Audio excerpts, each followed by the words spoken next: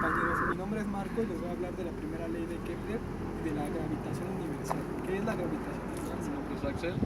Yo voy a hablar acerca de unos puntos de la gravitación universal, voy a dar ejemplos de la gravitación universal, voy a hablar de la tercera ley de Kepler y de gravitación universal voy a dar unos ejercicios. Acerca de la gravitación universal, sobre su ecuación, y voy a complementar la información que van a dar mis compañeros. Y voy a hablar acerca de la segunda ley de Kepler.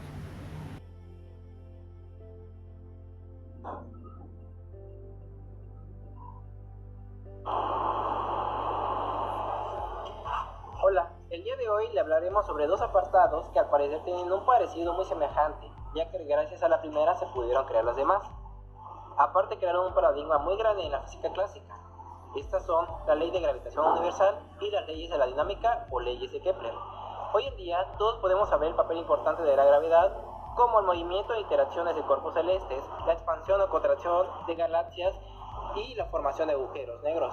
Aunque no siempre fue así, ya que en la época de Newton muchos creían que la misma naturaleza se guiaba por reglas distintas. Pero gracias a las leyes de Newton y Kepler se demostró que es todo lo contrario y que la naturaleza se guía por las mismas reglas en todo momento. Esto causó una gran controversia del universo. La ley de gravitación universal describe la interacción gravitatoria entre distintos cuerpos con masa, anunciada por Isaac Newton en su libro Philosophia Naturalis Principia Mathematica, publicada en 1687, donde se establece una relación cuántica por primera vez. Así, Newton dedujo que la fuerza con que se atraen dos cuerpos de diferente masa y del cuadrado de las distancias que los separa. Un ejemplo de esta fuerza llamada gravitación es el movimiento planetario. Pero, ¿cómo se dio cuenta Newton de todo esto? ¿O cómo pudo descubrir todo esto? Pues cuenta la leyenda de que Newton notó la caída de una manzana de un árbol y que fue golpeado con una inspiración súbita. Entonces se dijo, si la gravedad actúa en lo alto de los árboles, entonces tal vez actúe en todo el camino hacia la luna.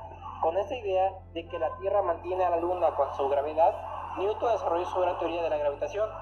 Pero existió un gran conflicto en aquella época. La gravedad actúa sin contacto.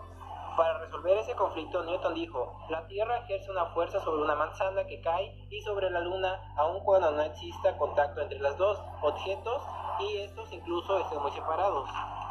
Ahora, después de ese maravilloso descubrimiento, las medidas de las incógnitas de la fórmula de gravitación, Henry Cavendish, en 1978, midió el valor de G y hasta G ha sido repetido por otros experimentos con diversas mejoras y refinamientos. Aunque fue una de las primeras constantes físicas universales determinadas, se sigue utilizando y es una de las más conocidas con mayor exactitud. Newton se dio cuenta de que la fuerza de gravedad sobre un objeto depende no solo de su distancia, también depende de la masa de este, es directamente proporcional a su masa. De acuerdo con su tercera ley, cuando la Tierra ejerce su fuerza gravitacional sobre cualquier objeto, dicho objeto ejerce una fuerza igual y opuesta hacia la Tierra. Así Newton llega a la conclusión de que la magnitud de la fuerza de gravedad debe ser proporcional a ambas masas. Newton continuó con su análisis de la gravedad, y así es como postula su cuarta ley o ley de la gravitación universal, que dice, toda partícula en el universo atrae a cualquier otra partícula con una fuerza que es directamente proporcional al producto de sus masas e inversamente proporcional al cuadrado de la distancia que los separa. La magnitud de la fuerza gravitacional se expresa como F es igual a G por el producto de m1 y m2 entre r al cuadrado, donde m1 y m2 son las masas de las dos partículas, r es la distancia entre ellas y g es una constante universal, que tiene un valor de 6.67 por 10 a la menos 11 newtons por metro al cuadrado sobre kilogramo al cuadrado. Despejando r de la ley gravitacional universal, nos queda r es igual a raíz de g por m1 por m2 entre f. Y despejando m1 queda de esta manera, m1 es igual a f por r al cuadrado entre g por m2. La ecuación de la ley de gravitación universal permite calcular la magnitud de la fuerza gravitacional que una partícula ejerce sobre una segunda partícula que está en una cierta distancia. ya que esta fuerza de atracción gravitacional actúa a lo largo de la línea que une las dos partículas. Se trata de una fuerza central. La ley de gravitación universal pone de manifiesto una de las 4 fuerzas fundamentales de la naturaleza. Esta ecuación puede ser de gran ayuda en la calculación de magnitudes de la fuerza gravitacional que un objeto A puede ejercer sobre otro objeto B, que están separados. Esta fuerza de atracción, como actúa en la línea que une a los dos objetos, nos estamos refiriendo de que esto es una fuerza central. Esta aplica para cualquier par de objetos, no importa el lugar donde estén también. Esta ley expone una de las 4 fuerzas fundamentales también.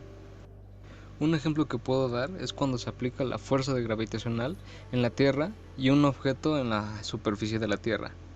La masa 1 se vuelve la masa de la Tierra y la masa 2 es la del objeto. También podemos decir que el radio se va a volver el de la Tierra, el radio que tiene la Tierra, pero otra cosa es que alrededor de toda la Tierra podrá traer el objeto, pero el efecto es una fuerza neta desde el centro. Esta fuerza es el peso del objeto, como se muestra en la Fórmula 1. Como esta es la única fuerza que actúa sobre el objeto, la aceleración de la superficie de la Tierra es como en la Fórmula 2. Con esto se puede generalizar la fórmula para cualquier planeta, claro, conociendo la masa y la radio.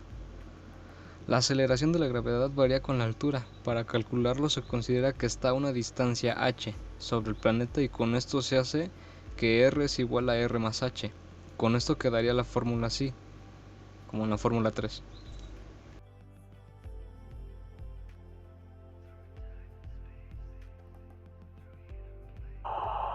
Ahora procedo con las leyes de Kepler. Los movimientos de los planetas y cuerpos celestes han sido observados durante miles de años. Además, se crearon diversos modelos como el modelo geocéntrico, que se considera a la Tierra el centro del universo, creado por el astrónomo griego Claudio Ptolomeo. En 1543, el astrónomo polaco Nicolás Copérnico creó el modelo heliocéntrico, donde se considera al Sol como el centro de varios planetas.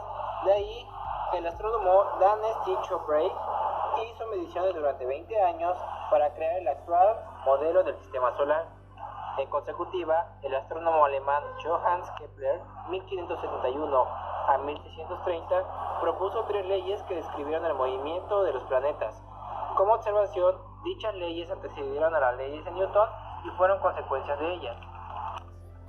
Kepler, gracias a varios estudios de su maestro Brahe, demostró que todos los planetas tenían órbitas elípticas y que hoy en día esas demostraciones son llamadas leyes de Kepler del movimiento planetario.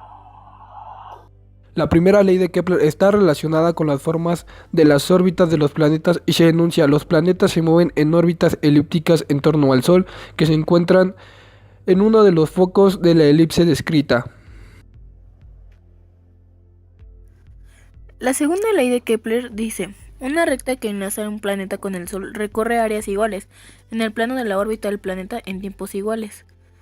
Esta segunda ley indica que el planeta se moverá con más lentitud cuando se encuentre más alejado del Sol y con mayor velocidad cuando esté más cerca del Sol. Esta segunda ley es equivalente a la ley de la conservación del momento angular. Es decir, un planeta se mueve más rápidamente cuando está más próximo al Sol que cuando está más lejos, de tal modo que el área barrida por el radio vector en un determinado intervalo de tiempo es la misma a lo largo de toda la órbita.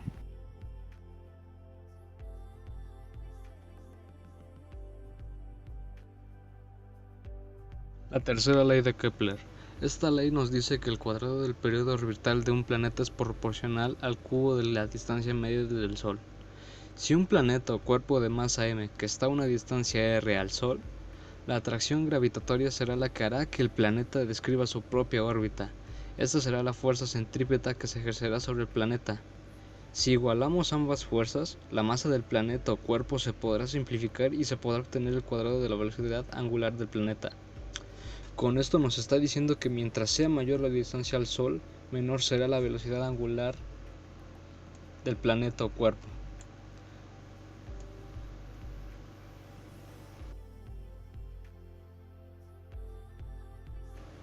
Si se hace el cuadrado y se agrupa el periodo y radio en un miembro de la ecuación, Lo que aparece en el segundo miembro será una constante. Esto es la tercera ley de Kepler. Y así quedaría la fórmula.